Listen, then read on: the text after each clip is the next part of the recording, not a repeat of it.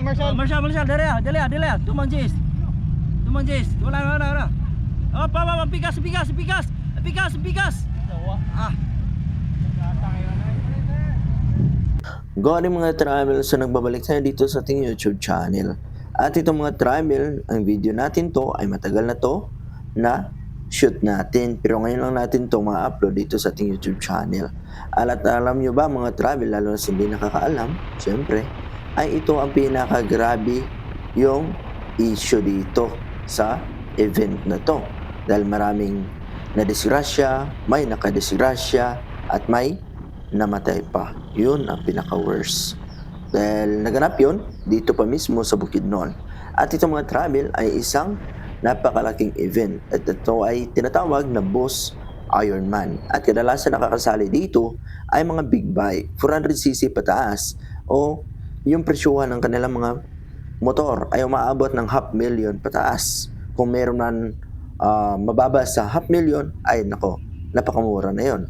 Pero bago ka makasali dito ay kailangan 400cc yung displacement ng motor mo. Yun ang kanilang qualification. At ngayon, dumating na dito yung mga GS, mga travel, BMW. At kadalasan dito ay mga BMW yung sumasali dito mga travel. At yun ang madalas ninyo makikita. Pero dito sa part na to, ang makikita ninyo ay Aprilia na sports bike. At yan ay madalas lang o madalang natin makikita yun sa daan. Dahil yun ay made by European country. At yun, may kamahalan din yan. At dito naman, napakaganda ng Versys na to. Kulay puti. At dito tumutulong yung isa, nakasandal yung isang GS. Tapos, ayun, na-rescue nga. Tapos siya naman ang nadali. Aray ko. Yung tumulong ka, pero ikaw yung nadali. At dito naman ay may 4 wheels na dumating. Dahil pwede makasali dito yung 4 wheels mga travel. At dito nagdaratingan na yung mga GS. At ang gaganda niyan, tignan nyo naman mga MT, mga KTM, ganun. Yan o, kita nyo diba? So tayo ay hindi naman tayo madalas makikita ng mga big bike. Kaya dumating na dito sa Robinsons, Valencia City Place. So ito, dahil isa ito sa checkpoint nila. Pero masasabi ko rin dito sa checkpoint na to ay iwan ko, napakagulo. Dahil maliit yung lugar sa ganitong event, napakalaki nito. Tapos, yun nga lang, siguro hindi na-organize, pero wala tayong masasabi dyan. O wala tayong magagawa dyan. Kanila yan eh. Pasensya po. At dito mga travel, ayan, nagdadaratingan sila. Tamang tingin lang tayo dahil sa moment na to ay bawal kami lumapit. Tanging tanaw na lang sa malayo. At dito naman nakapaganda ng Ducati na yan. So, yan, Versys. Ito ay nakita ko ni Boss Red nung una. At ito naman, Z1, nakita ko rin sa kanya. At yung mga BMW naman, yan, si Lodias. Sikat yun sa Facebook. Marami yung followers, nasa 2 million yata. Yun nga. Tapos ito, KTM naman. Yan, Lodias yan, no? Kita nyo. Tapos ito, Suzuki yan na brand. At ito naman ay mga Kawasaki. So kadalasan talaga sa motor ng Kawasaki ay mga big bike, ano? At napakaganda ng kulay puti na yan na Ducati adventure bike yan mga ka-travel. At ganyan din yung ginagamit ni SMB, isa sa pinakamalupit in terms sa endurance. Talagang grabe yun. Lumalaban yun talaga mga travel sa bakbakan. At kadalasan ng gamit niya talaga ay Ducati. Talaga fan siya ng Ducati. Sa GS ay iwan ko lang, may issue siya pero wala tayong magawa dyan. So dito mga travel, yung tayo masasabi ko lang, ang lupit nila. Inaabangan ko dito si Alfred Watermax, pero hindi ko nakita, iwan ko kung bakit. Sabi niya ay sila ang pinakahuli na dumating na participant sa doon mismo sa General Santos City, dahil doon ito nag-start. At ito naman iba ay na safe naman nakatapos. Tapos si Manny Pacquiao ay hindi niya tinapos tong event na to. At may issue din na gumagamit sila ng yung baga ginagamit ng mga pulis, meron yung blinker, gano'n. Pero supposed to be pang government lang. Pero iwan ko, sila na yung may alam. At dito naman mga travel ay ang lulupit nitong mga motor na yan. So hanggang tanaw lang muna kami dahil nga bawal lumapit. Pero wala tayong magawa dyan. Gusto ko sanang lumapit mga travel. Kahit makahawak man lang makabomba ganun. Pero tila hindi tayo pinagbigyan ng panahon sa time na to. Kaya tamang tanong lang. At dito sa time na to mga travel ay talaga nakapasok na yung mga tao. Bakit nga ba? Dahil nandito na si ASEAN Fuckboy. Hindi yung fuckboy fuckboy lang. Hindi fuck. Iba yun. Ha? So baka ma-misinterpret nyo. So mabait na tao na to. At sikat din siya sa Facebook. Almost 1 million. 1 million na din yung kanyang followers. At napakarami ng kanyang mga tagahanga dito. At tayo ng mga travel at tamang tanaw lang. Alam natin na na-appreciate din natin siya pero hindi tayo mahilig talaga lumapit.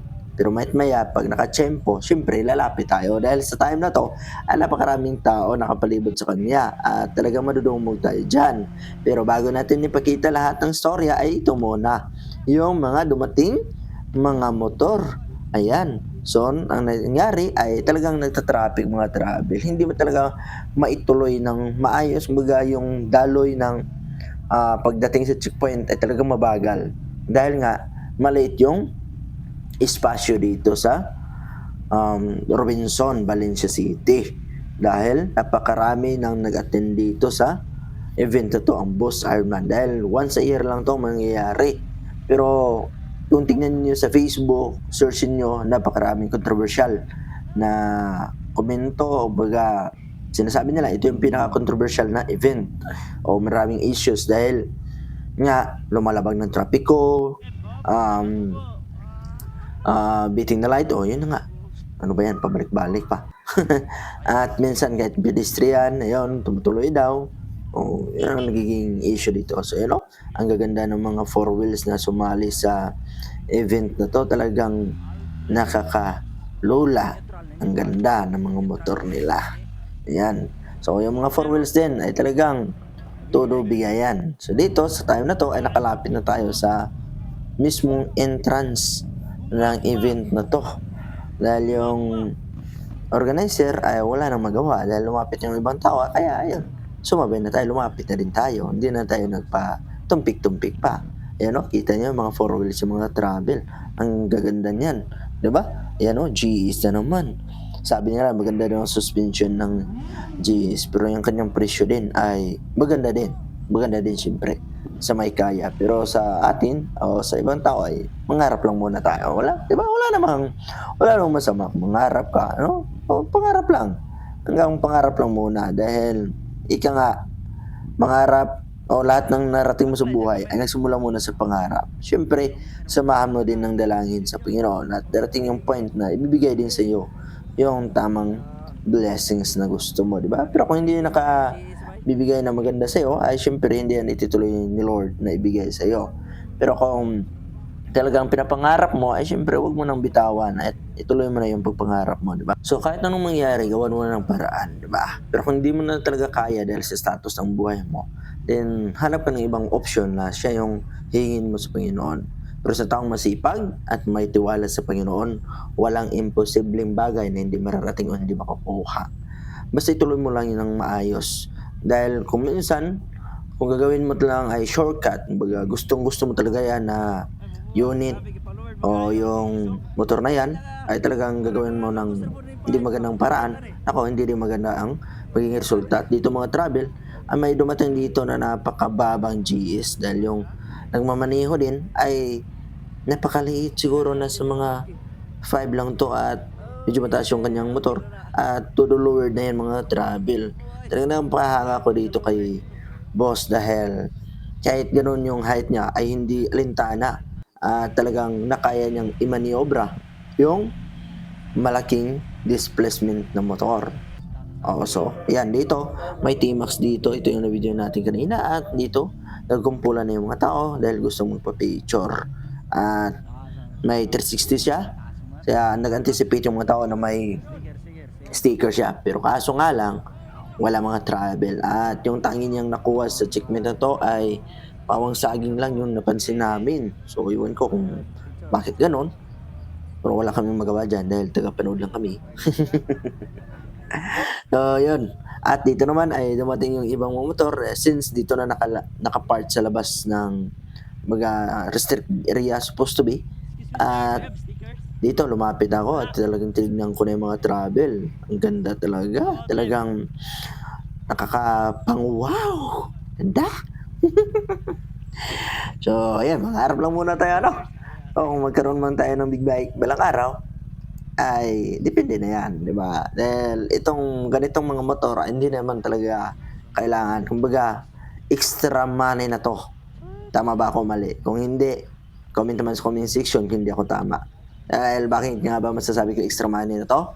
Dahil ang mamahal nito mga travel.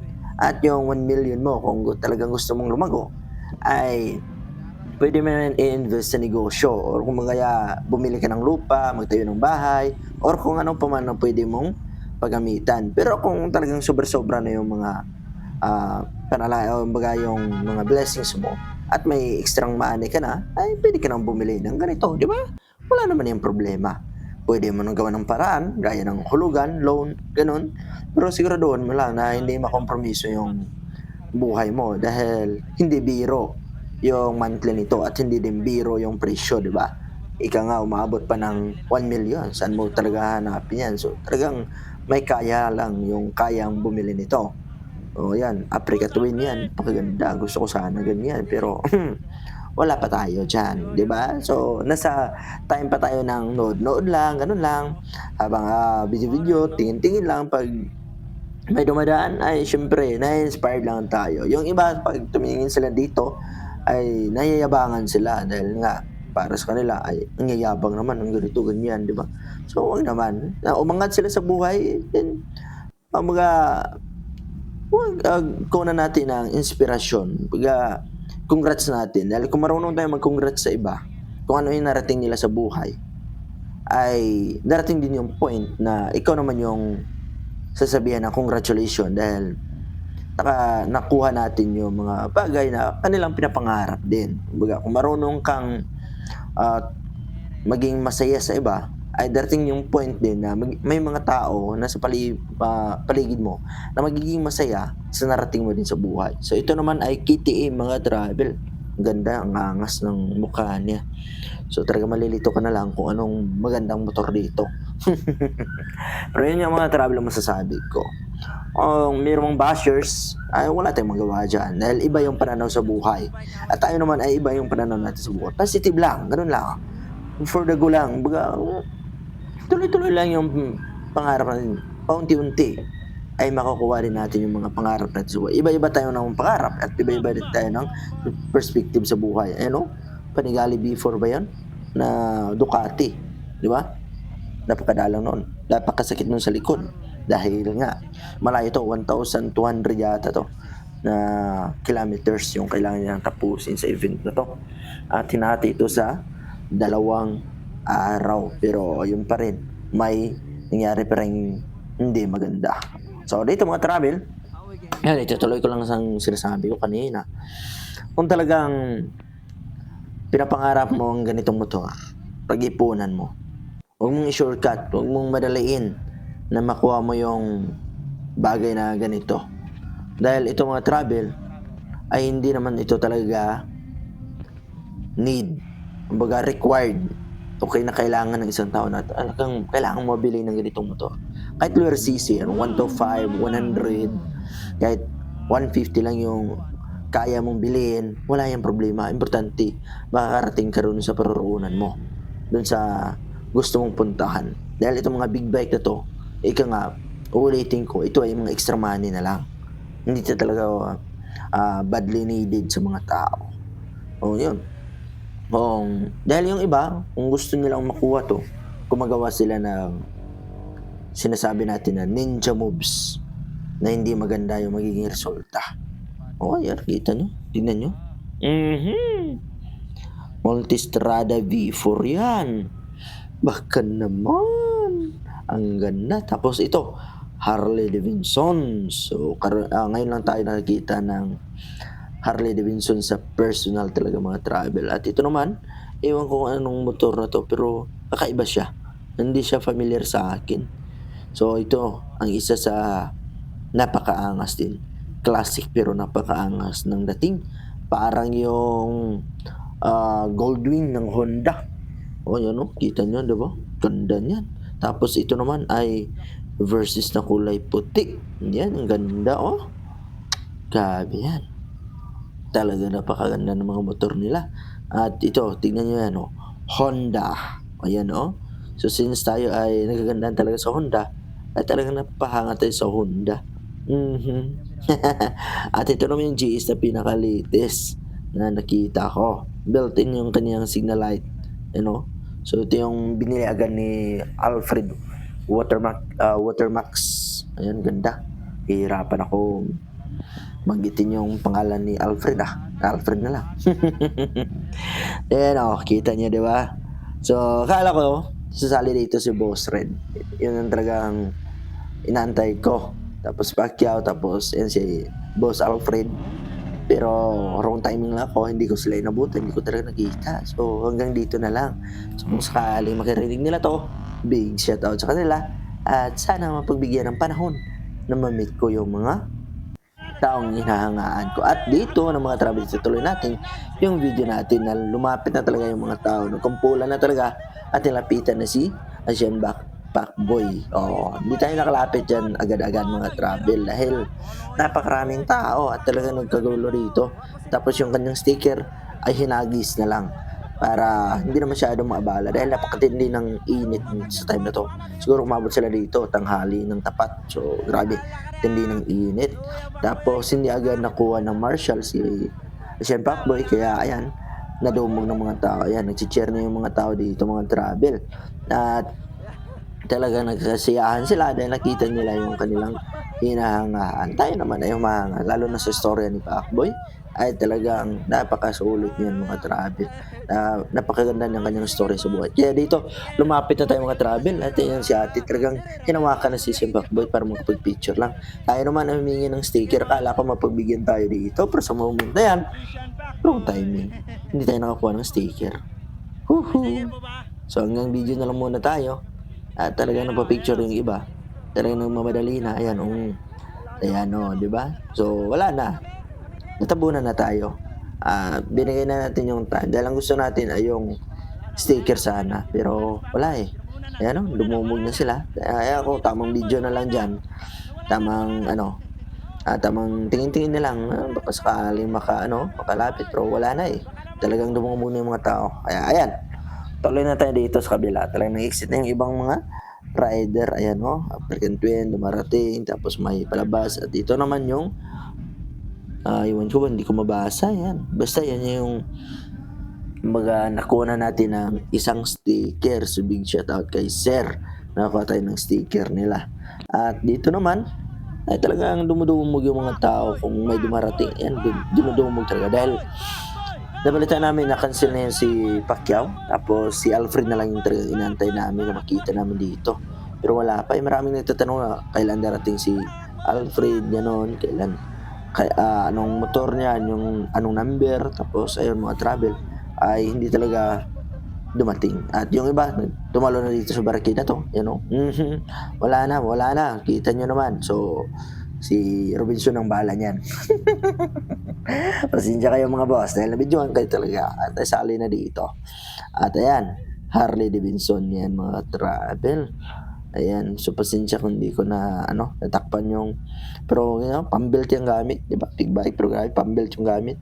Pasensya pag hindi ko na cover yung plate number dahil hindi ako marunong maglagay.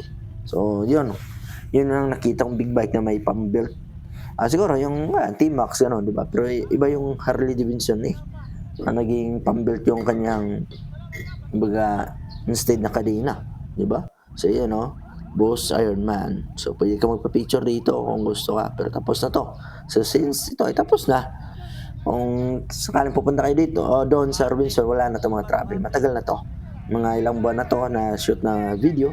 Ayun ko lang na kurso na i-edit tapos i-upload dito sa ating YouTube dahil medyo busy tayo. Baga, yung camera natin din ay talagang nagiging medyo palitin na talaga. At yun, yung T-Max ay alis na yan. At napakabilis niya mga travel. So, made by Yamaha din yan, diba? T-Max. Hindi ako nagkamali dyan mga travel. Comment naman sa comment section. At ito, may parating pa dito ng mga participants at talagang marami yung dumalo dito mga travel. Pero sa pinakaabang, pero since mahaba na yung aking video, puputulin ko na lang dito. So don't forget to subscribe my little channel mga travel. So hanggang muli natin yung upload. At sana mapagbigyan natin yung Rosy Flame at saka stock na sniper sa puwerta yon. So sana ma-meet natin sila.